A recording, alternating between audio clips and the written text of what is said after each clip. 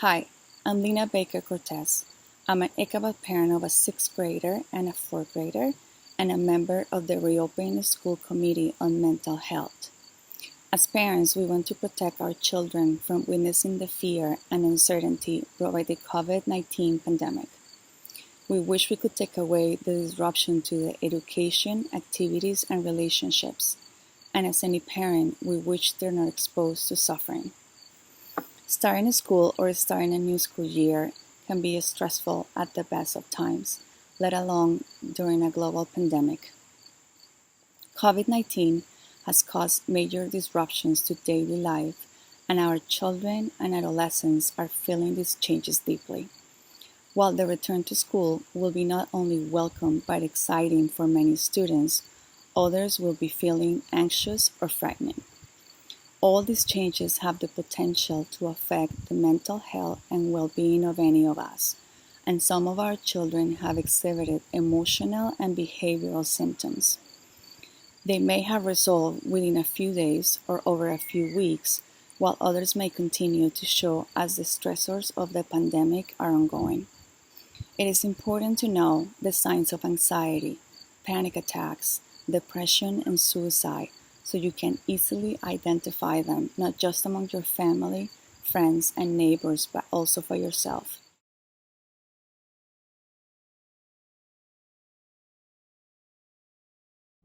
Hello, this is Tim Farley. I'm the Ichabod Crane Middle School co-principal, grades 4 through 8. I also happen to be the co-chair of the Social, Emotional, and Mental Health Subcommittee for the Ichabod Crane School District. And this is an opportunity to kind of go over some of the warning signs for when your children are a little stressed out throughout the year as we kind of battle COVID-19, and some of the warning signs to really look for.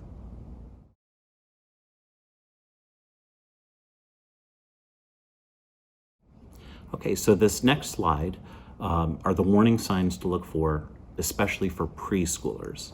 So some of the warning signs are thumb sucking, bedwetting, clinging to parents, sleeping difficulties, fear of the dark, regression in behavior, and withdrawal.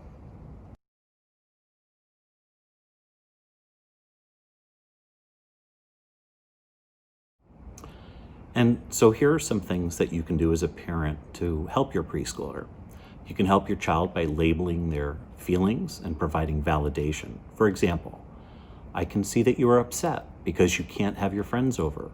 How do you think you can stay in touch with them? Try to give a brief but honest response. Parents should be mindful about talking about the pandemic with others when their child is present. Limiting media exposure can also be helpful, as it can be overwhelming and confusing for young children to be repeatedly exposed to images or information.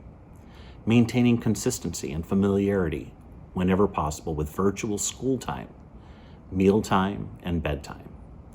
As children often take their emotional cues from key adults in their lives, it is important that adults manage their own emotions well and remain calm, listen to children's concerns, speak kindly, while reassuring them you are there for them no matter what.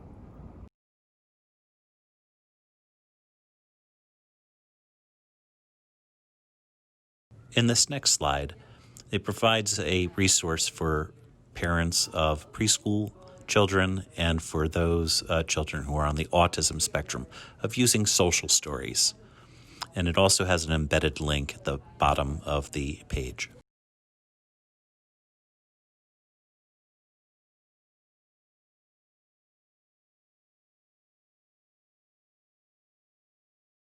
This next slide are the warning signs to look for your elementary aged children. Irritability, aggressiveness, clinginess, nightmares, separation anxiety, poor concentration, school avoidance, new fears that they haven't had before, withdrawal from activities and friends, and physical complaints.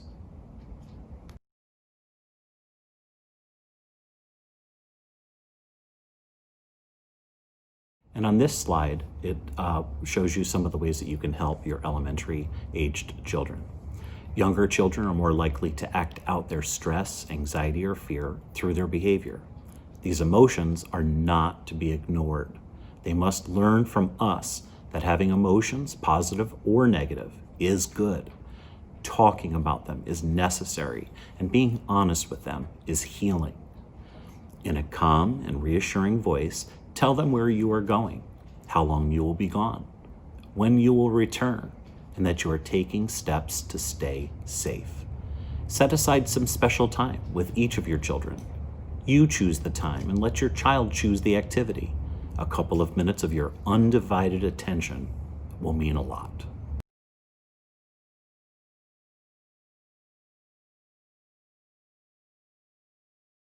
And this next slide shows the warning signs for adolescents, and it also includes some suggestions on how to deal with it. So for adolescents, you're really looking for any sort of sleeping and eating disturbances, agitation, increase in conflicts, delinquent behavior, and poor concentration. Teenagers may want to have more information and may need to talk more. Alternatively, they may act as though nothing is bothering them and may say that they do not want to talk.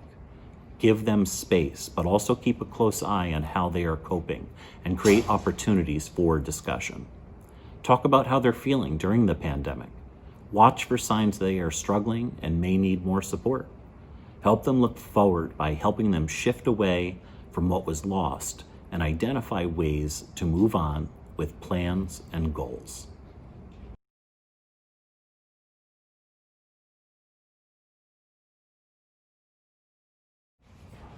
This next slide is actually a video, and it's about 4 minutes long, and it was created locally by some of our Questar 3 students.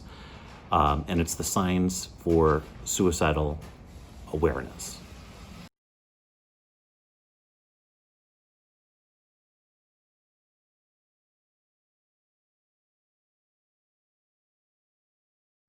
And on the next slide, we have a list of resources within the community that you can access. As a parent, you know your child best, and you should reach out to a mental health provider if you have concerns about your child's reactions, your ability to help them, or if you feel overwhelmed by your own reactions. So please look over those community resources for any help that you might need.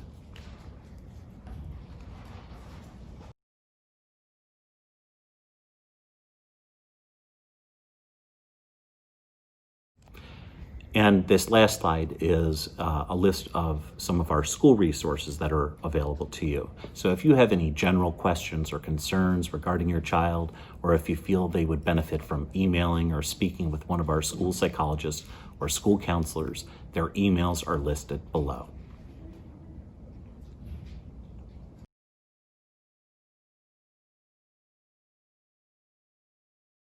Children may feel anxious, nervous, or reluctant to return to school. Be honest. Go through some of the changes they may expect at school, such as the use of masks, classroom and schedule changes, and the difficulty of social distancing from friends and teachers. Reassure them about the safety measures to keep everyone healthy and remind them about the positives to see their friends and teachers again and continue learning new things. Letting your kids know ahead of time that schools may need to close again will help them to be prepared to the period of adjustment ahead of us. It is also important to continue to remind them that learning can happen anywhere, at school or at home, and that they can also keep in touch with and support their friends online in the meantime. Stigmatization and bullying may increase when children return to school due to misinformation around COVID-19. You should explain to them that the virus has nothing to do with what someone looks like, where they are from, or what language they speak. If they have been called or bullied at school, they shall encourage to tell a trusted adult.